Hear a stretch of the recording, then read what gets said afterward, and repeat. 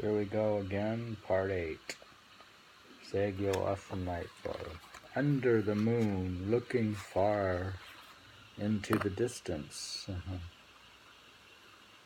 Now we have Kuma Mo Naki, which says, poem 362, so taken with the faultless face and radiance of an alluring moon, my mind goes farther, farther, to reach remote regions of the sky.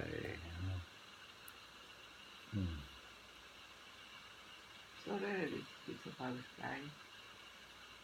What is it again? This could be abstract. Remember how the moon is also inside. That other scholar wrote. He says, so taken with the faultless face and radiance of an alluring moon, my mind goes farther and farther to reach remote regions of the sky. That's for me. What's the guy say? The scholar? This is... Put a sign on this one. I like to copy it. Put a star. You want a post-it note on that? I get lost if this one is a good one about the moon.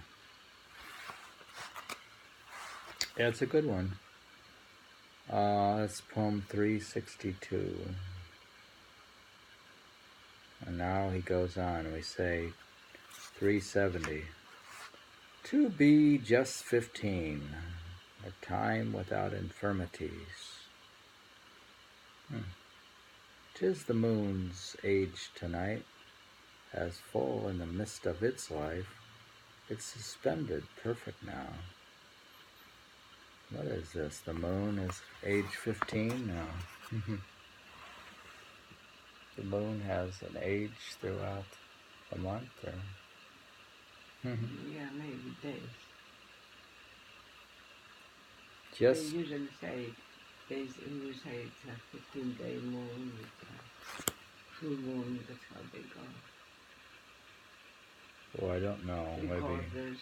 Maybe he's not referring to a human 15 days. I don't know what he's referring to. To the moon days. To be just 15, a time without infirmities. 'Tis the moon's age tonight, as full in the midst of its life, it's suspended perfect now. It's half moon. Half moon? Not full moon or half moon? It's just half of his life. Okay. Now he says poem 383. Insect cries more faint in these clumps of autumn grass growing dry. Sympathy lend this field by shafts of the moon's light on it.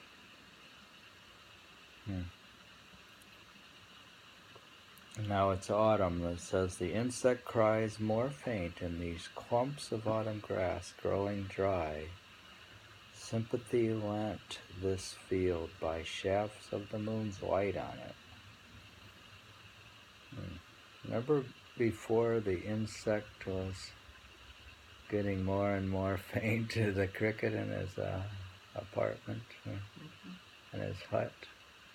When winter was coming, the faint cricket would get softer and softer. But this is a different cricket, right? It doesn't say it's a cricket. It's not the same poem, but it's also an insect getting more faint, but he has sympathy from the moon somehow. Whatever. Next, 385. Tree filtered patch. Tree filtered patch of moonlight fades with dawn. Staring at it gives loneliness deepened by winds soothing through pines on the peaks. beautiful. poem.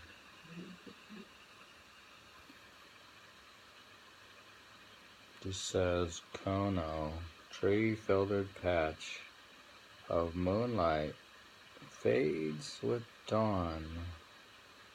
Staring at it gives loneliness, deepened by winds seething through pines on the peaks.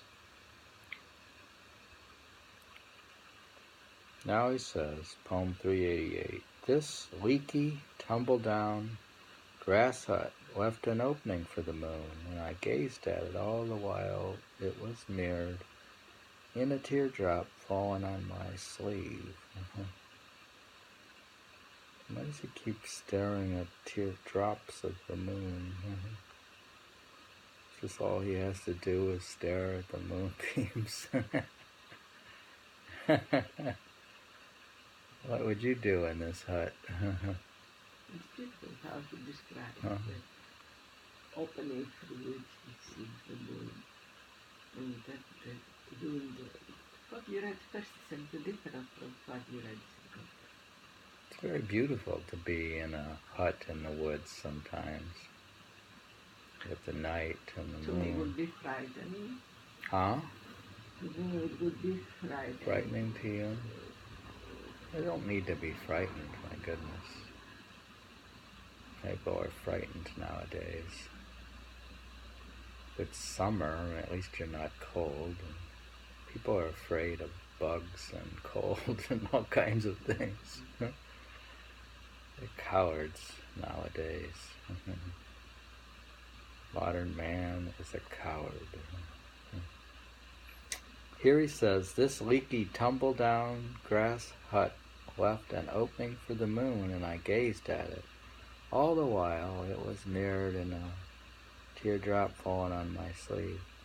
I don't know if he had books and sutras and things to read, like, well, he's like 12th century. Remember, we read Rokan. He's all the way up to like 18th century.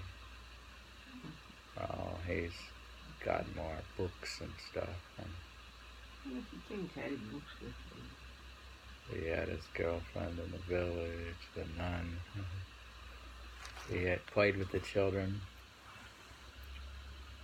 Rokan did, that is. But Saigyo had friends, and he went to poetry shows and contests and friends, and he traveled.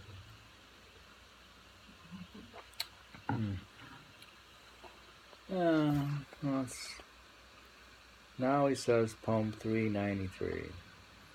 Limitations gone, since my mind fixed on the moon. Clarity and serenity make something for which there's no end in sight. There we have the moon theme again. Meditation on the moon now. Yeah, well, the moon, if you'll recall, the moon is, according to this theory, the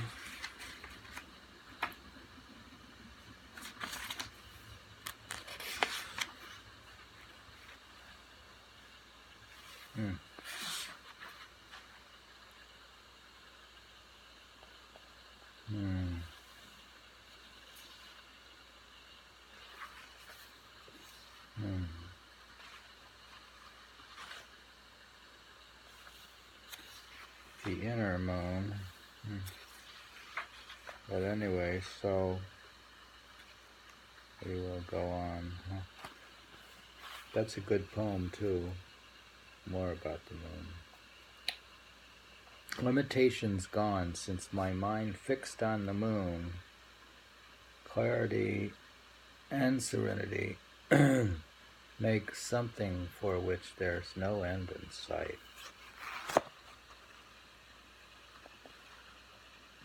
Maybe he talks about Buddha here. That's the Buddhist belief in the luminescent moon, which this guy writes, Yamada Shozen. He researched this Buddhism where they refer to Ka Gachirinkan in the Shingon school, where you fill yourself with the light of a personalized luminescent moon. And the moon is, he finds himself what is virtually the same moon, an inner moon inside you, in Shingon school of Buddhism. All right, let's go on. We say poem 402. The clouds dissolved, but the storms sound lingering on in swishing pine boughs. Maybe why some of the trees' blue now tints the moon above. The clouds dissolve, but the storms sound lingering on in swishing pine boughs. Maybe why some of the trees' blue now tints the moon above. Now, how could the storm's sound be tinting the moon above? Oh, so the storm sound is just on the clouds. The moon is affected, you cannot see the moon. Could the inner sound be tinting the inner moon? We have more moon things. Inner sound. This gets very abstract. How does the sound tint the moon? Which sound is it again? The clouds dissolved, but the storm's sound lingering on in swishing pine boughs may be why some of the trees' blue now tints the moon above. The blues. Some of the trees did what? The sound, the trees' blue. The storm sound lingering on in swishing pine boughs. Maybe why some of the trees' blue now tints the moon above. Is there a blue in the trees tinting the moon? A literalist says, the trees tinted the moon, what's your problem? Yeah, that's all it is. It's not abstract. So accept it. The sound just tinted his head. The sound affected his brain, and then he affected his view of the moon. Or else he listened to inner sound, which tinted his tone. It made his moon more blue. That's interesting because the blue is more spiritual.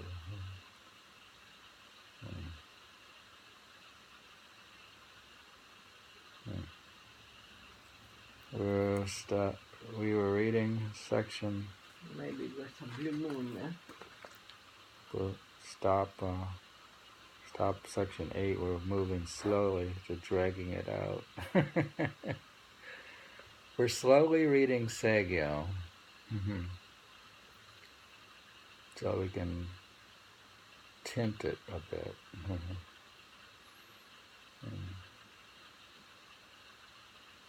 All right, so end of section 8 of Awesome Nightfall. This Saigyo's poetry from Japanese poetry from the 12th century, where the one guy, analyst, says it's maybe due to the yamada. Shozen says there's the concept of Gachirinkan from the Shingon school. Anyways, I'm going to stop here.